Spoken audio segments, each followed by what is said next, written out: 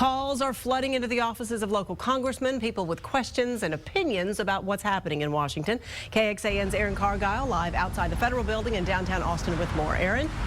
Good evening, Leslie. Things very quiet here today. One security guard described it to me as dead. Many government employees here did not show up for work today, but at least one office in this building was hopping. The Federal Building in downtown Austin, fairly empty Tuesday following the first government shutdown since 1996. And it makes as little sense now as it did then. While Democratic Congressman Lloyd Doggett tries to hash things out in Washington. Good morning, Congressman Lloyd Doggett's office. Is this something that's going to affect you personally? His staff and interns are fielding calls in his Austin office. And do you live here in Austin? We are all hands on deck. We are not abandoning ship. They're busy listening to concerns, then delivering the messages to Doggett. Will I get a paycheck? Will my veterans benefits be accessible? Those kind of questions, as well as a few people that share the view of Senator Cruz that shut it all down, do anything to prevent people from getting health insurance. With the Affordable Care Act rolling out Tuesday, they're trying to help people navigate that too. But not all congressional offices are open. Up in Round Rock, the lights are off inside Republican Congressman John Carter's office. More than half his staff from here to Washington off the clock. So just how long until lawmakers figure it out? It won't be soon enough. This is really a problem for many families.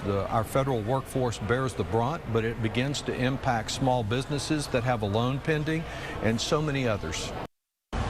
And we did put numerous calls into local offices of Republican congressmen as well to see if they are able to cater to their constituents during this time, but never got a call back. Ted Cruz also has an office in this federal building, but we never heard back from his office either. We're live in downtown Austin tonight. Aaron Cargile, KXAN News. So how can you make your voice heard? Online right now, we've put up some links to all Central Texas congressional offices. You'll find contact information for your representative, including telephone numbers and links to contact them.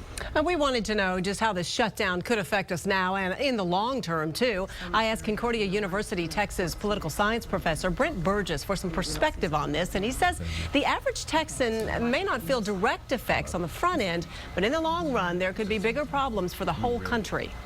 If we default on our obligations and we let the debt ceiling crisis kind of build up, then you could really see an issue with basically the United States being able to pay foreign creditors as well as domestic creditors, which could have a pretty detrimental effect, I think, on the credibility of the United States.